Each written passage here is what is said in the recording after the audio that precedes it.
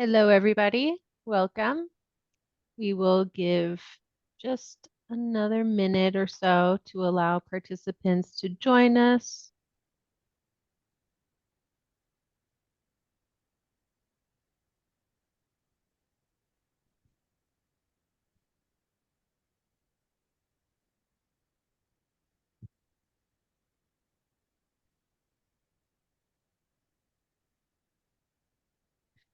All right. Hello and welcome. Very excited to welcome you to today's webinar to discuss FSC's Risk Assessment Framework, which is FSC Pro 60006B. I will be leading the presentation with my colleague Nico Messia, who is the policy manager and the process lead for this revision process.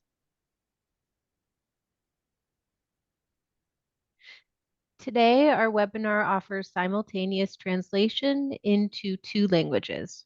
Should you be interested to hear today's webinar in either French or Spanish, please use the Zoom control panel to select interpretation as seen on the image here and find the correct language in either Spanish or French.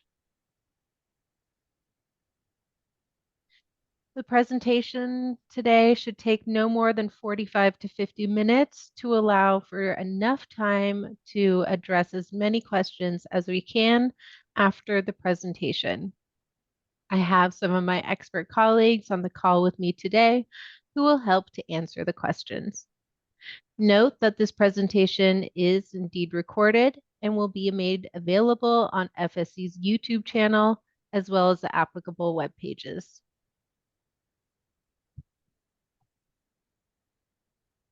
We're sure you have some questions today, so we would encourage you to use the Q&A feature, which you can see on the image here.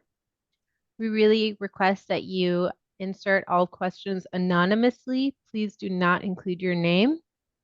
And would really like to reiterate that if there is some question that is also of interest to you, that you can like it by upvoting it, and that way we can ensure that we address the questions with the most upvotes and the most interest to the participants.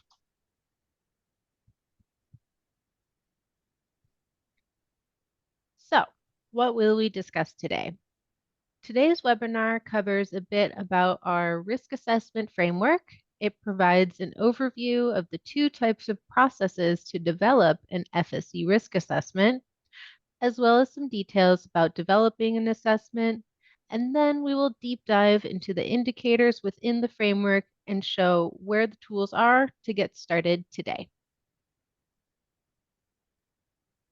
We understand that not everybody is completely familiar with our risk assessment framework, so let's review that for a moment with a brief background into the framework and how we got here. FSC risk assessments assess the risk of sourcing material from supply areas and establishes mitigation measures to address those identified risks. Companies can use the mitigation measures from the assessment or propose their own mitigation measures that are considered more effective and fit to their own context. The risk assessment is a document that contains indicators covering several key requirements for FSC, such as high conservation values, human and labor rights, environmental protection, among others. Risk assessments themselves are developed through the risk assessment framework, which ensures uniform and robust requirements for assessing those risks. So, why are risk assessments important for us at FSC? Well, risk assessments help to understand the potential risks that exist in a country, region, or part of a country regarding the different requirements that are key in our FSC certification system. With this new publication, our updated risk assessment framework now aligns with FSC's policy to address conversion and is also aligned with EUDR requirements and applicable to forest management and chain of custody, including controlled wood users. For those that might not be aware, we are already leaders in the fields of risk assessment development. Our existing controlled wood risk assessment framework is already a risk-based approach. In the past years, we have been working with stakeholders across the globe to develop 60 existing risk assessments, setting a strong foundation for risk assessment development and revisions.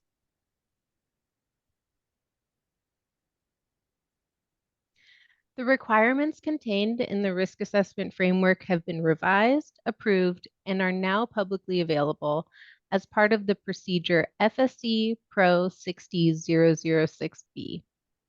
I want to highlight that the code of this procedure has been changed from FSC Pro 60002A, which is the Controlled Wood Risk Assessment Framework, to now FSC Pro 60006B, in order to align all FSC country requirements, for example, forest stewardship standards and FSC risk assessments. The risk assessment framework is now an addendum procedure to FSC Pro 60006, which contains the process requirements for all FSC country requirements and is currently under revision. So we started the revision process of our risk assessment framework back in November of 2021, including in the scope of the revision several aspects to improve on content and process requirements that were identified by FSC as well as stakeholders during the development of our existing 60 controlled wood risk assessments. Also, we included the need to align with our FSC strategy for FSC mixed products and controlled wood, and our global strategic plan through 2026, and other existing normative documents, as well as some parallel revision processes. In June of 2023, the EU regulation on deforestation-free products, known as the EUDR, was published, and we've tried to accommodate our revision process to ensure analysis and alignment of our risk assessment framework with EUDR requirements. So what is the EUDR? Well, in short, it is a landmark EU law to minimize the EU's contribution to deforestation and degradation. We've launched our solution around EUDR as of just 2 weeks ago of this year on July 1. Let's look into this. The EU regulation on deforestation-free products, or EUDR, is more than a policy. It's a commitment to a deforestation-free market, a promise to keep our forests standing and thriving. For those involved in the supply chain of key commodities, like wood and rubber, the EUDR places new obligations to perform due diligence, ensuring the origins of products are deforestation-free. It requires records and geolocation details. They're not just data points. They're storytelling elements of each product's journey. The Forest Stewardship Council aligns with the EUDR, sharing a vision for a sustainable future. For organizations, this means that FSC Certification is now also your stepping stone to EUDR compliance. Introducing FSC Aligned Certification for EUDR. With a specialized regulatory module and a risk assessment framework, it's tailored to meet EUDR standards. It's time for action. It's time to reshape the market. Join us in protecting our forests and our future, because there's no time for business as usual when it comes to our planet. Are you ready to be part of the change? Visit fsc.org/starteudr to start your journey with the FSC and the EUDR, together against deforestation. So as mentioned in the video, to meet these regulatory changes brought on by the EUDR, FSC has launched our sophisticated solution around EUDR Aligned, with FSC Aligned Certification for EUDR, and including the FSC Regulatory Module and FSC Risk Assessment Framework. More specifically, EUDR requirements include that products must be deforestation and degradation free and produced in accordance with relevant legislation. To demonstrate this, companies must conduct due diligence and thus gather information, assess, and mitigate risks. Many requirements of EUDR are already reflected in our certifications, and now any outstanding differences with the EUDR have been included into the FSC regulatory module to clearly articulate what certificate holders actually need to do to use FSC certification to support EUDR compliance. And when applying the FSC regulatory module, users must also use the FSC Risk Assessment framework. While our forest management certification ensures that FSC values are upheld in certified areas, non-certified areas require a deeper look through information collection, risk assessment, and risk mitigation down to the forest level through our FSC risk assessments. FSC risk assessments set the rules for researching and understanding control systems at the forest level. Especially together with our FSC regulatory module, they can be applied globally and at any point of the supply chain to understand control systems down to the forest. And we recently consulted our framework for the second time, along with other requirements. The consultation is a 30-day simultaneous public consultation of the regulatory module, FSC's risk assessment framework, and system-wide changes presented in advice notes. So our current framework has actually undergone 2 rounds of public consultation, and let's look quickly at how the most recent publication from February to March actually went. The EU Regulation on Deforestation-Free Products, EUDR, came into force in June 2023. FSC standards are some of the world's most robust, but we asked ourselves, do they align with EUDR? To find out, we analyzed our certifications against the EUDR requirements. What we found was promising. Our forest management certification already met most EUDR requirements, sometimes exceeding them. Our chain of custody certification also met many requirements, with space to evolve. We accelerated the development of FSC Trace and created a new standard as an optional add-on. We expanded our risk assessment framework and held a powerful public consultation. 30 days, 400+ participants, 2,000+ open comments. We interviewed and surveyed almost 400 affected companies to understand their needs and made improvements based on their feedback. We launched the FSC Aligned for EUDR Early Adopter Program, selecting 20+ companies for the first wave, and more direct onboarding planned as it expands. We convened, listened, learned, enhanced, fine-tuned, and are ready to release the first components of FSC Aligned for EUDR. Thank you to everyone who played a part in this journey so far.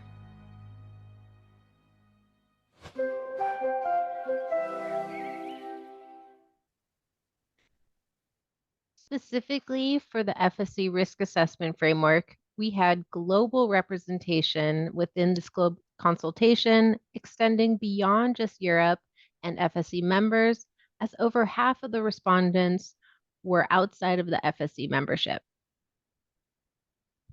We also saw representation from several different stakeholder types with a strong interest by certificate holders. We also saw that many are indeed impacted by EUDR. We have a full consultation report prepared if you want to learn more, and we'll share links through the chat.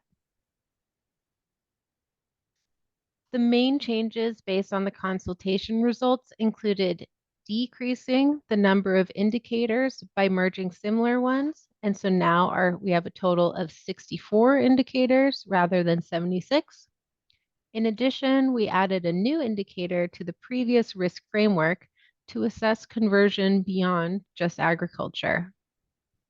An additional thorough review was also conducted to clarify and improve risk thresholds.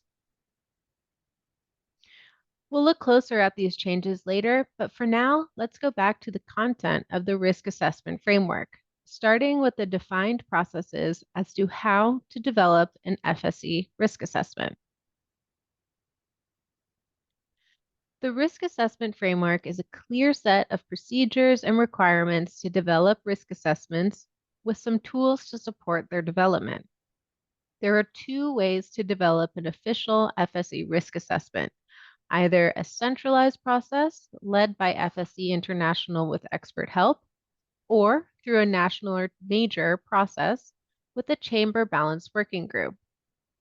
To complement and actualize the development and revision of risk assessments, FSC has developed a template which includes recommended sources of information. This supports consistency in our assessments, helps those developing extended company risk assessments, and ensures our integrity by maintaining a robust risk framework.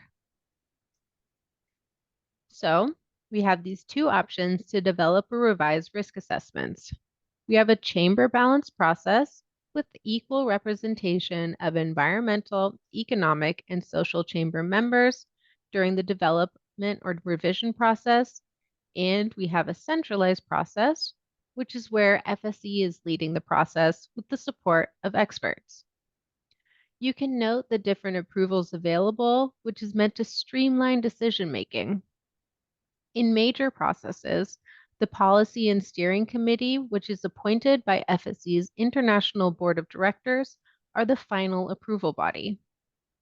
Whereas for centralized processes, the internal unit of FSC International responsible for our standards, which is the Performance and Standards Unit, can approve the risk assessment. In both approval processes, experts from other organizations may be involved through the Risk Information Alliance, to be discussed later. During the consultation, we noticed it was a bit unclear around the roles and responsibilities of different actors and stakeholders in risk assessment development. So we've added tables in the document to outline and show these better. Here you can see the types of designated parties with each process and how they differ and where they align.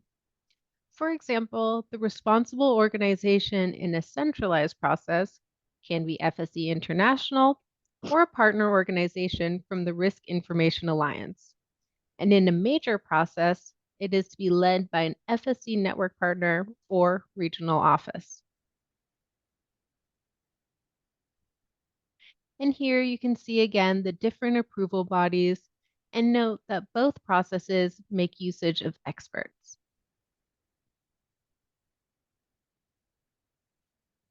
In the case of risk assessment developed through centralized processes, the key steps include developing a draft, consulting it for 30 days, then preparing a final draft based on the consultation results, decision-making, and publication.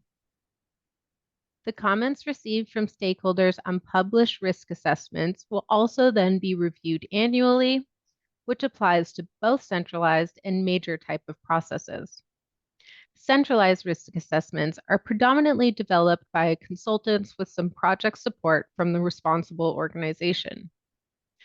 Experts can and should be consulted along the process when applicable. The other way to develop a risk assessment is through this major process, which is a chamber balance process with, of course, economic, environmental, and social representation. The steps in this process are actually outlined in the procedure 60006, which is about developing country requirements and going for consultation later this year. The process will include a conceptual phase and 2 consultations. As mentioned, later we will have a public consultation where you can learn more. So now let's dive into a little bit what the steps are to actually develop a risk assessment. The procedure outlines the core 5 steps in developing an FSC risk assessment. You determine the scope, gather and assess information, determine geopolitical scale and source types, designate risks as either negligible or non-negligible, and establish mitigation measures for where there is non-negligible risk. The risk assessments outlines 64 indicators, including land use and management, taxes and fees, document and data falsification, human and labor rights, high conservation values, health and safety, trade and transport, and more.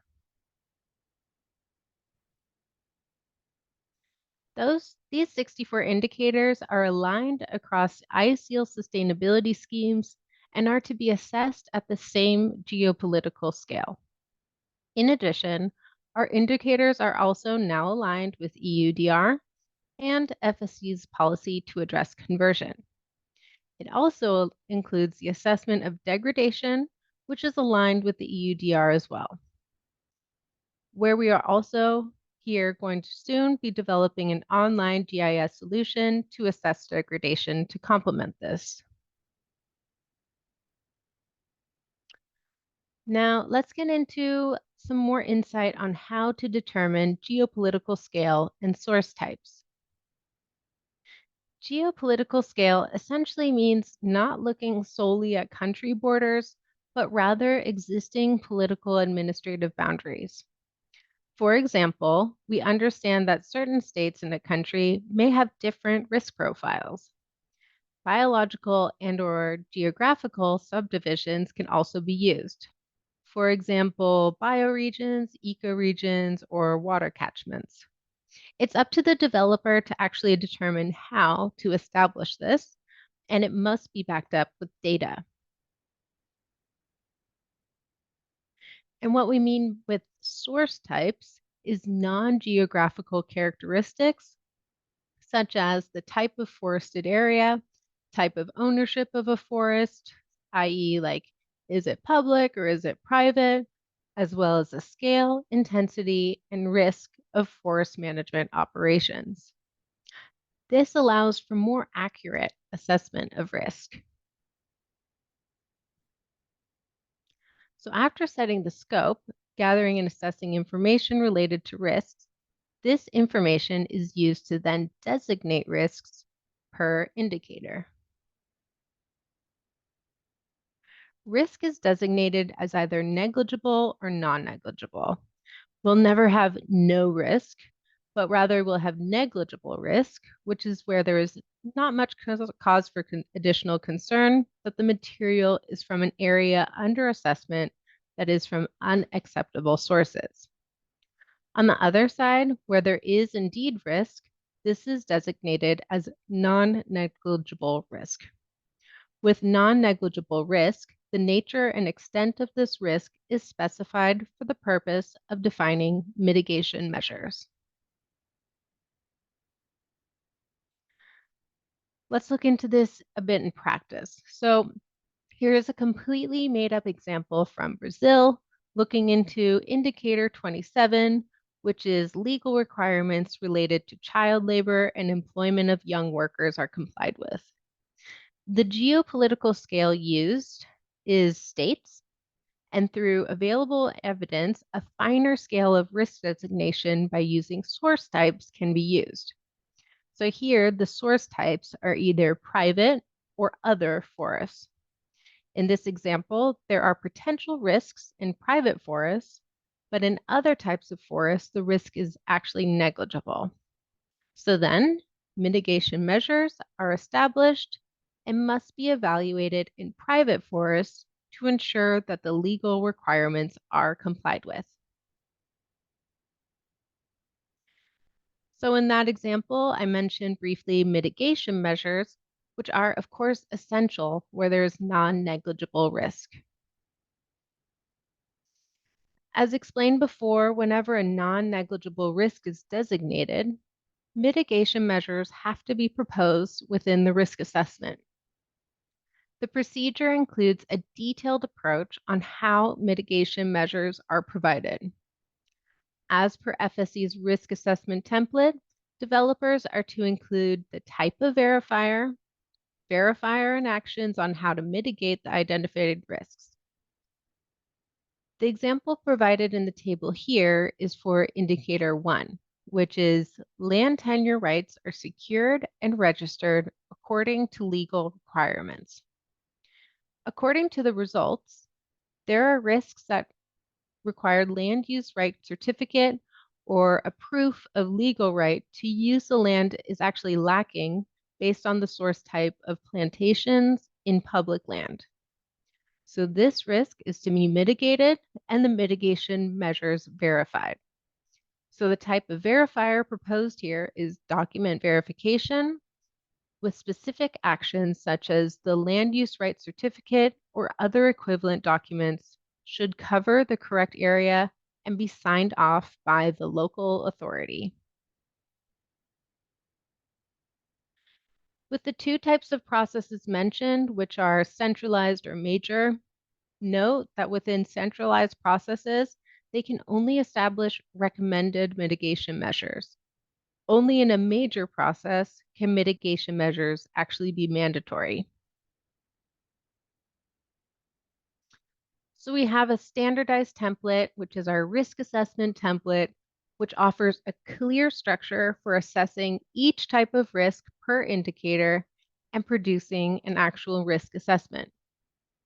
This template outlines the steps just discussed and is where the assessment and mitigation measures with verifiers are to actually be provided. The template also includes the assessment of relevance and reliability of each source using objective and more standardized sources. So this list of sources is not an exhaustive list of information, but the provided list is recommended sources of information that can be used during the development or revision of risk assessments and will also be continuously updated by FSC. We really consider that this list of sources is a good starting point for the developers of risk assessments when they're looking for evidence to assess type of risk per indicators. This list has been updated and it's divided by key topics such as overarching sources, governance, legal tenure, and management rights, as well as high conservation values, deforestation and forest degradation, among others, and is connected to the requirements covered by the indicators of our risk assessment framework. The document also classified the list of sources by each geographical scope of application. So for example, if the listed sources are relevant at a global or for specific regions or countries. It also contains a brief description of each source of information. Of course, nonetheless, country-specific sources of information should also be used during the development or revision of risk assessments, depending on their availability and based on the research done by the developer of the risk assessment. The risk assessment template is currently hosted in Microsoft Excel. And let's not forget that before, our risk assessments were minimum 150 pages of PDFs. And now it's a thorough and complete data set that can actually be uploaded to our upcoming FSC Risk Hub. The FSC Risk Hub is supporting our next generation of risk assessments. These risk assessments are now digital, mappable, with more specific and objective, and are aligned with EUDR, including degradation. So we haven't just changed our template and assessments, but we're also updating our risk assessments more quickly as we are undergoing annual reviews, including comments received from stakeholders on published risk assessments. This is to ensure that we maintain our integrity as well as the robustness of our risk assessments. As a result of an annual review, we may revise a risk assessment to address changes on applicable legislation, risk level or risk mitigation, and this could be done before the planned full review, which is to be done every 5 years. This annual review includes targeted consultation and the review of stakeholder feedback from throughout the year. For those that are familiar with our controlled wood risk assessment framework, you might be concerned about this increase of indicators.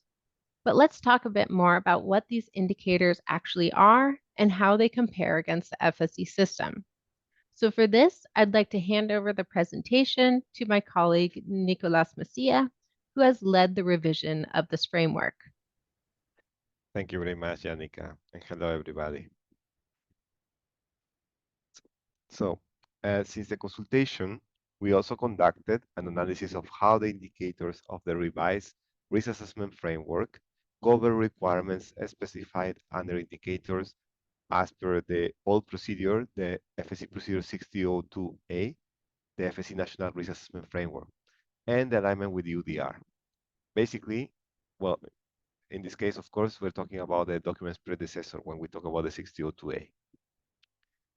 As part of the analysis, we can say that today we have 64 indicators in comparison to the 32 indicators of the previous version of the framework. But actually, 57 indicators were part of previous version of the framework with some minor adjustments to go beyond legal requirements and assess sustainability aspects. This means that 89% of the requirements have been retained to ensure stability of the system. We have only added 5 new indicators to cover our policy to address conversion and EUDR requirements, and 2 new indicators included aligned with FSC's values, where specifically we're talking about the minimizing of the adverse impacts on environmental values from development and maintenance of infrastructure, as well as worker health and safety. I want to quickly focus on specifically how we have related 57 indicators with the former FSC Procedure 6002A.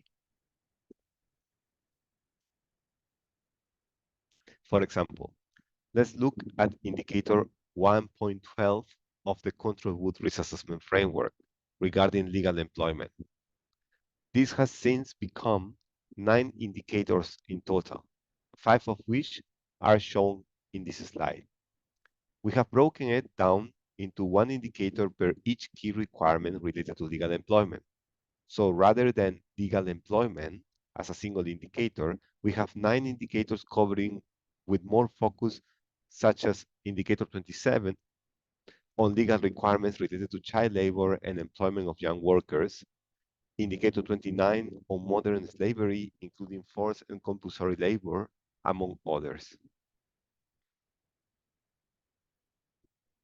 Now, a hot topic is the FSC policy to address conversion and EUDR. So looking into some examples of how the framework is now in alignment with these important changes. Indicator 55 was introduced to assess conversion from natural forests and transformation of plantations to agricultural use since 31st December 2020. Considering the provisions of the FSC policy to address conversion, the precautionary approach is applied for the assessment of this indicator. Thus, a non-negligible risk designation is concluded. Only in major type of processes, a chamber balance working group may designate an area as negligible risk, provided they are able to demonstrate via data that applicable conversion has not taken place. Indicator 56 assesses conversion from natural forests to land uses other than agriculture, which includes a numerical non-negligible risk threshold of 0.02% gross annual loss of natural forest area, which is an approach taken from the old control wood framework, the FSC Procedure 6002A. Another example is found in indicator 57, new added indicator to assess degradation of natural forests since 31st December 2020. The definition of the term natural forest is based on FSC's definition, but the approach to assess this indicator is based on the EUDR requirements for forest degradation. It is important to highlight that we have taken the approach used in the conversion-related indicator 4.1 from the FSC Procedure 6002A and included a numerical non-negligible risk threshold of 0.02% degradation of the total natural forest area on average per year.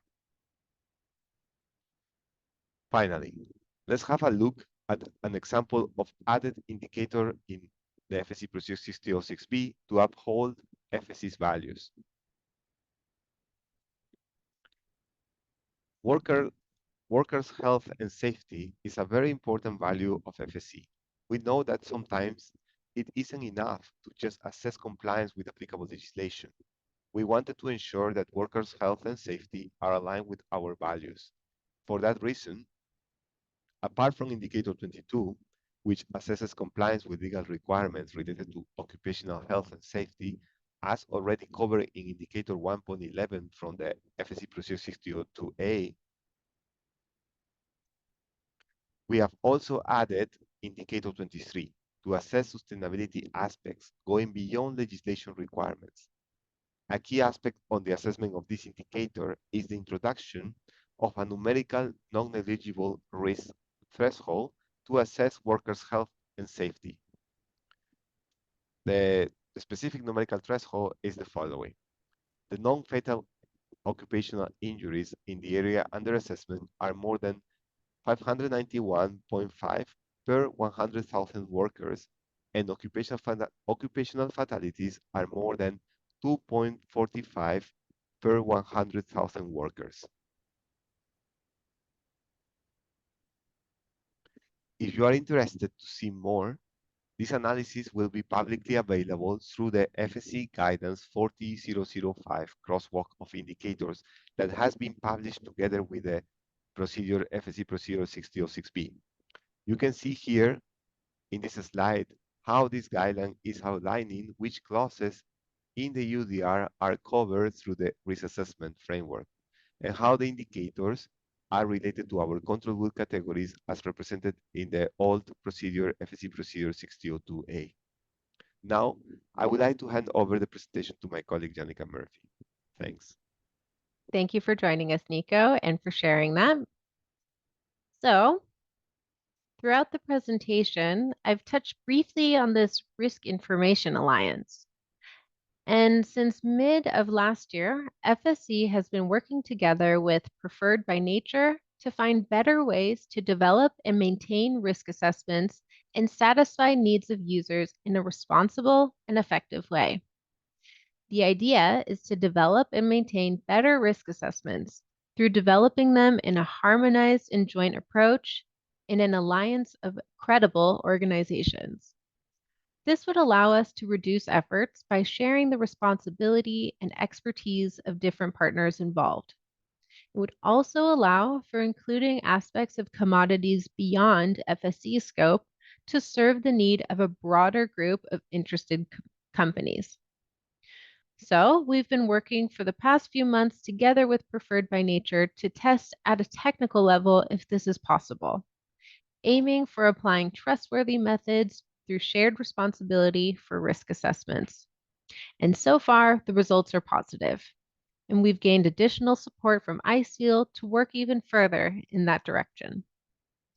So the next steps that we will work on are to have a good structure and work plans of a broader group of partners in this Risk Information Alliance, and to proceed on working on these technical aspects, as well as conducting capacity building through fundraising.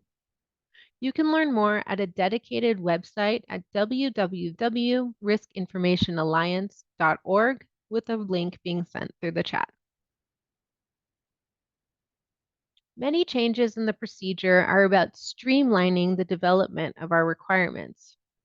We are working hard to act quickly to update the applicable risk assessments and know that many of you must start working on developing your own company extended company risk assessment today to support your EUDR compliance.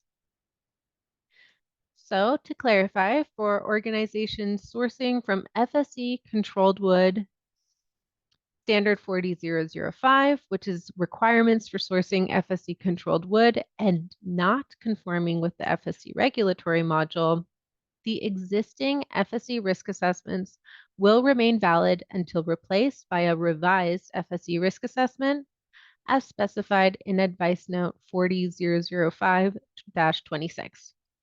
But for regulatory module users, the revised risk assessment framework is immediately effective.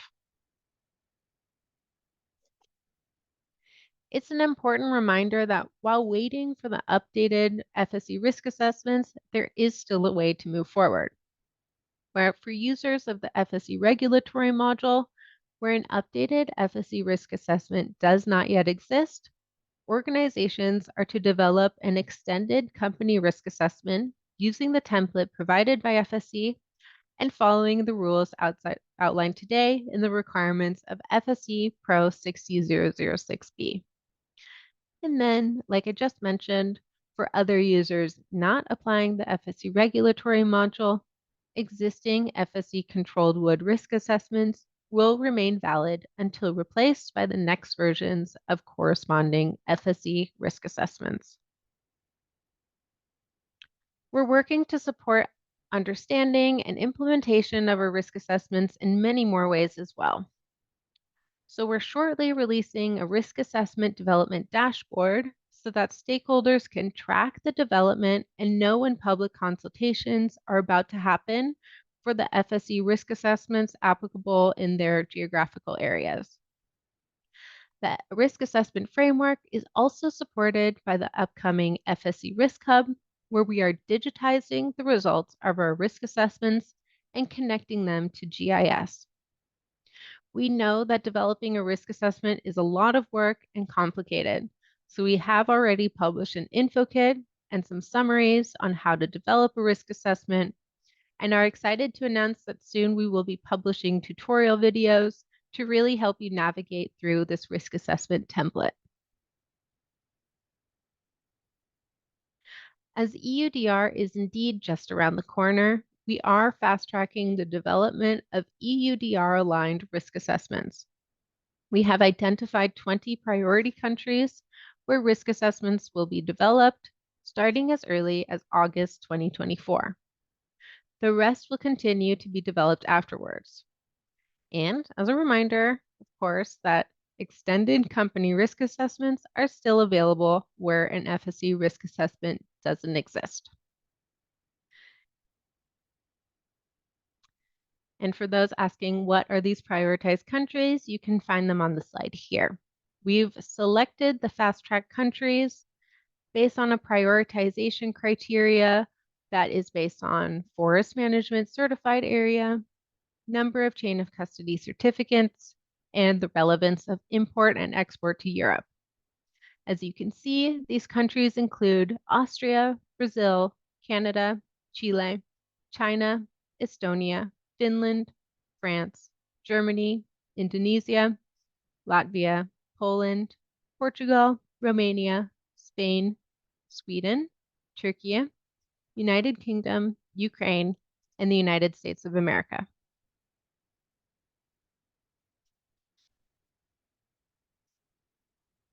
So, what is the timeline looking ahead? Well, as mentioned, we have 20 prioritized countries starting as soon as next month, and our aim is to start an additional 40 more in 2025, next year. And our big goal is to have 90 FSC risk assessments completed in only 3 years, so 2027. I also want to come back to this as we know that many of you might have joined today and are keen to understand how FSC is supporting your EUDR compliance. As a reminder, when applying the FSC regulatory module and FSC risk assessment, our certification indeed aligns with the EUDR. And by applying these two aspects of FSC Aligned Certification for EUDR, we have provided a step-by-step roadmap of requirements of the EUDR in total, but within your FSC certification.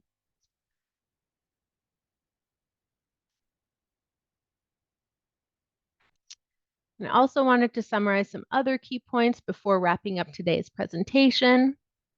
You might be asking, how can I assess risk? And I just want to remind you that our existing FSC risk assessment framework discussed today is comprehensive and gives you that outline of how to assess and mitigate risk. What about your due diligence? Well, risk assessments are a really huge component and tool for this, as it outlines information collection and risk assessment and risk mitigation. Why even bother? We know that EUDR is complicated, but we are also supporting you with this framework step by step. Updates from the EU will be reflected in our system and our offerings as well. Do you even need to use this if you're sourcing only from FSC certified forests or are yourself an FSC certified forest? Well, the good news is we have a simplified pre-filled template based on this framework already. So wait, maybe it's unclear for you. What do you need to do and what is FSC doing? So as a reminder, we are developing 90 national risk assessments within the next 3 years. But you will need to do your own while there is no updated national risk assessment available. And with that, I will shortly head to the Q&A as I see that there are already some questions in the chat and wanted to take a really brief moment to please request some additional feedback from you all and ensure that you are getting the information that you need. And if not, how can we support you further? So here's a QR code if you by chance have a cell phone available. Otherwise, we are also sending the link into the chat.